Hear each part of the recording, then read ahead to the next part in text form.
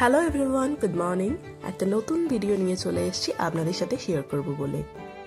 বাজে এখন সকাল 6টা। আমরা রয়েছি বন্দে ভারতে। খুব তাড়াহুড়োর মধ্যে গাড়িতে করে চলে এসেছিলাম শ্রীরামপুর থেকে হাওড়া। অন টাইমে পৌঁছে গিয়েছি এবং ট্রেনে উঠে গিয়েছি। ট্রেন এই খানিকক্ষণ আগে জাস্ট ছাড়লো আর সুন্দর ভোরের আলো ফুটতে না ফুটতেই আমাদেরকে দিতে এলো 1 বোতল করে জল। বন্দে ভারতে আমি এই প্রথমবার চড়ছি।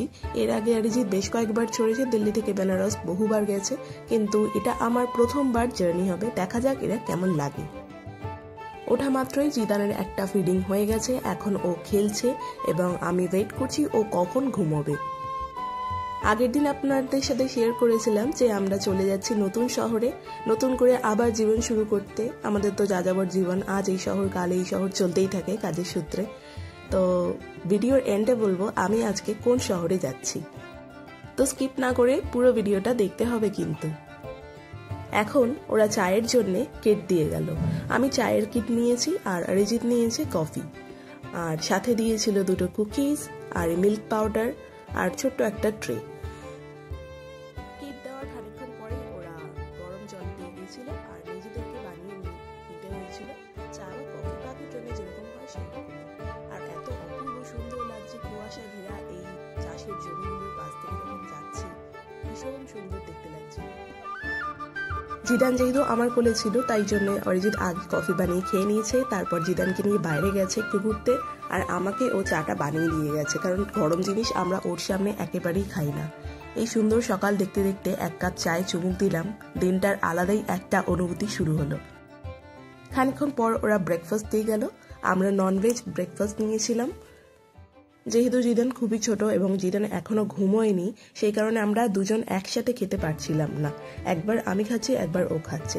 আমি প্রথমে জিদানকে ধরে রেখেছিলাম, ততক্ষণ অরিজিৎ খেয়ে নিয়েছিল, এরপরে আমি খেয়ে নিয়েছিলাম।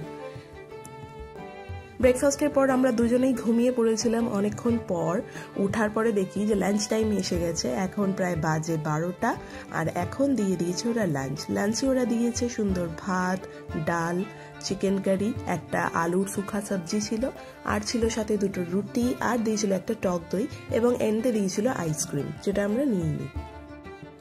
এই ট্রেনে করে গেলে পাশ থেকে যে ধান জমি বা চাষের জমিগুলো দেখা যায়, সেগুলো দেখতে এতই ভালো লাগে।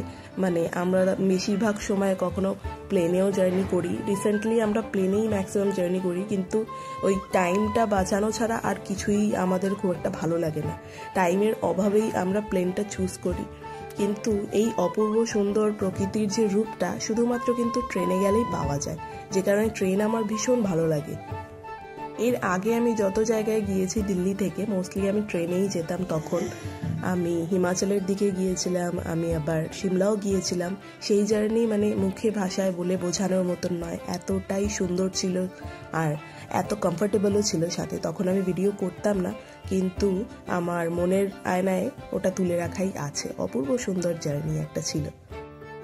সুন্দর প্রকৃতির রূপ দেখতে দেখতে আমরা পৌঁছে গেলাম আমাদের ডেস্টিনেশন। আমরা এক্ষুনি নেমে পড়ব নিউ জলপাইগুড়ি স্টেশনে। সেইখান থেকে যাবো আমরা আমাদের নেক্সট ডেস্টিনেশন, সেটা হচ্ছে জলপাইগুড়ি। আপাতত আমরা জলপাইগুড়ি থাকবো কিছুদিন, তারপরে আমরা সেইখান থেকে শিফট করব শিলিগুড়িতে। তো আমার আজকে থেকে নতুন ব্লগ যে আসবে সেটা আসবে জলপাইগুড়ি বা শিলিগুড়ি থেকে। স্টেশনে নেমে আমাদের গাড়ি ওয়েট করছিল, তো গাড়িতে করে আমরা বাড়ি এসে গেছিলাম। আর বাড়িতে এসে খানিকক্ষণ রেস্ট নিয়েছিলাম, খানিকক্ষণ না অনেকক্ষণই রেস্ট নিয়েছিলাম। জিদানেরও ফিডিং হয়ে গেছিলো, আমরাও দুপুরে ট্রেনেই খেয়ে নিয়েছিলাম। তারপরে এসে আমরা ঘুমিয়ে পড়েছিলাম। ঘুম থেকে উঠে আমরা বাইরে গিয়ে মোমো খাচ্ছিলাম, কারণ এখানের মোমো নাকি অনেক ফেমাস, কিন্তু আমি যেখান থেকে খেলাম সেখানে খুব একটা ভালো বানায়নি এবং আমি অথেন্টিক মোমো পাইনি, যদিও খুঁজে বাড়ির কাছে কাছে।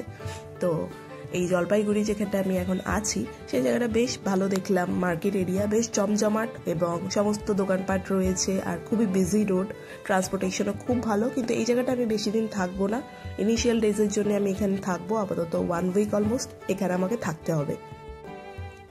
নতুন জায়গায় এসছি তো একটুখানি সন্ধ্যাবেলা ঘুরবো না হয়, তো কিছু কেনার নেই, তাও হচ্ছে গিয়ে বাইরে গেলাম, একটু টুকটাক খাওয়া দাওয়া করবো সন্ধ্যাবেলায়, আর যদি কিছু লাগে কিনে আনবো, সেই কারণেই আর কি বেরোলাম।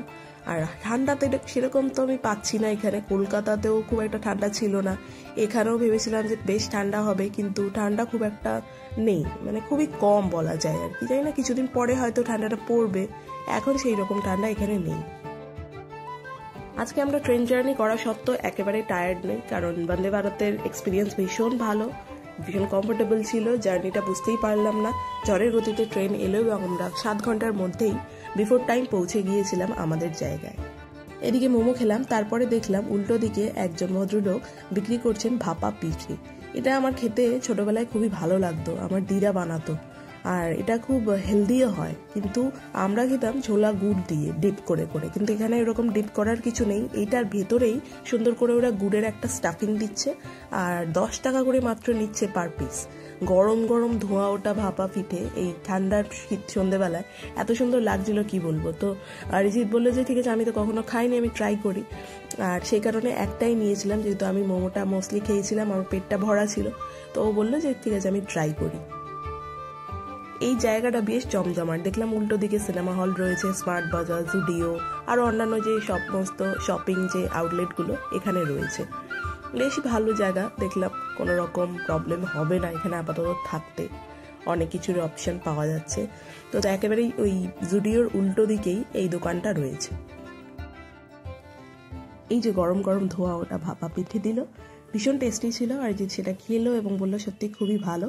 একটাই খেয়েছি, বাড়িতে আমরা গিয়ে আবার খাবার খাবো, তো সেই কারণে আর বেশি কিছু নিলাম না। আর এইদিকে উল্টো দিকে স্মার্ট বাজারে এলাম, কিছু টুকটাক গ্রসারি জিনিস নেওয়ার ছিল। জিদানকে তো বাইরের কোনো খাবারই আমি দিই না, তো ওর জন্য একটু চাল, ডাল, একটু সয়াবিন নেওয়ার ছিল। সেই সমস্ত জিনিসগুলো নিয়ে বাড়ির দিকে যাই, গিয়ে খানিকক্ষণ রেস্ট নিয়ে তারপরে জিদানকে আমি খাবার বানিয়ে খাওয়াবো। অনেকটা সময় লাগবে, আবারও একা নতুন জীবন শুরু। এত মাসের মধ্যে 1.5-2 মাস একটু ভালোই রিল্যাক্স মোডে ছিলাম, আবারও নিজের ফর্মে চলে এসেছি, প্রচুর এনার্জি রয়েছে, নতুন করে শুরু করতে হবে, দেখা যাক কি করতে পারি, আপনাদের সাথে ডেফিনেটলি শেয়ার করব। আজকের ভিডিওটা ভালো লাগলে একটা লাইক করে দেবেন, আর আমার চ্যানেলে নতুন হলে চ্যানেলটি সাবস্ক্রাইব করতে ভুলবেন না। তো দেখা হচ্ছে বন্ধুরা আগামীকাল নতুন ভিডিওতে, ততক্ষণ সকলে ভালো থাকবেন, bye, take care and good night.